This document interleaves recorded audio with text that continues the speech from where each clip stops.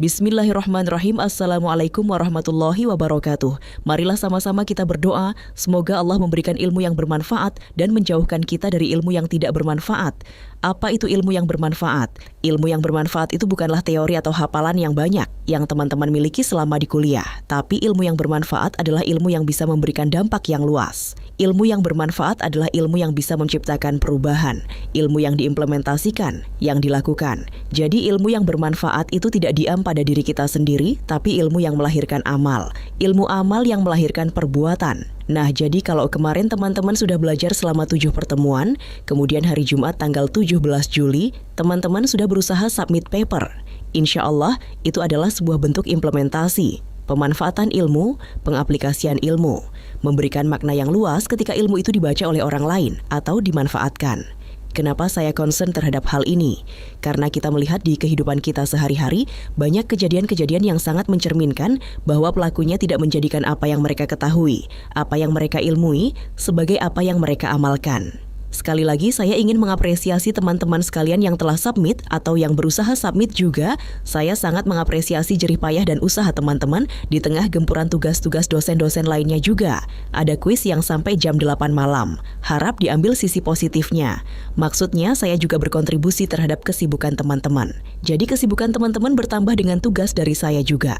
Sedikit motivasi, saya coba ceritakan timeline karir saya. Jadi saya lulus, 10 tahun kemudian saya tugas belajar S2. Kemudian saya promosi di tahun ke-15. Ada teman saya yang lebih cepat dimulai tahun ke-12. Itu sudah ada yang promosi. Nah, kalau teman-teman sekarang langsung S1, itu menghemat 4-5 tahun.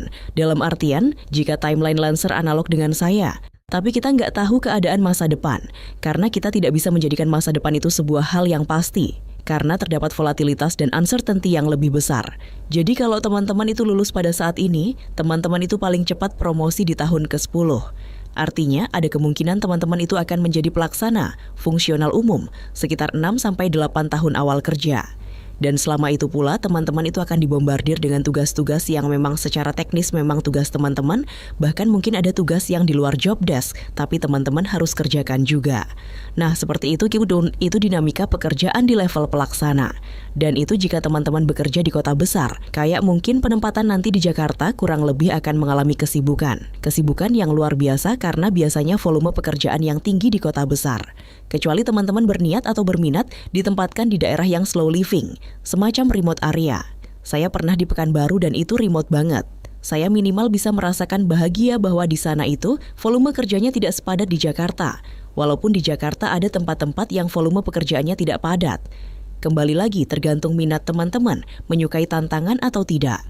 Nah, jadi maksud saya sebagai dosen sebagaimana pengajar-pengajar lainnya itu ingin melatih Tatenu secara tidak langsung, memberikan situasi kerja nyata kepada teman-teman sekalian dengan kesibukan tugas-tugas, kuis, dan lain-lain.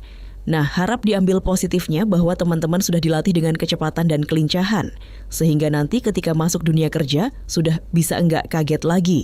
Demikian sedikit pengantar yang bisa saya sampaikan. Mari kita lanjutkan ke materi.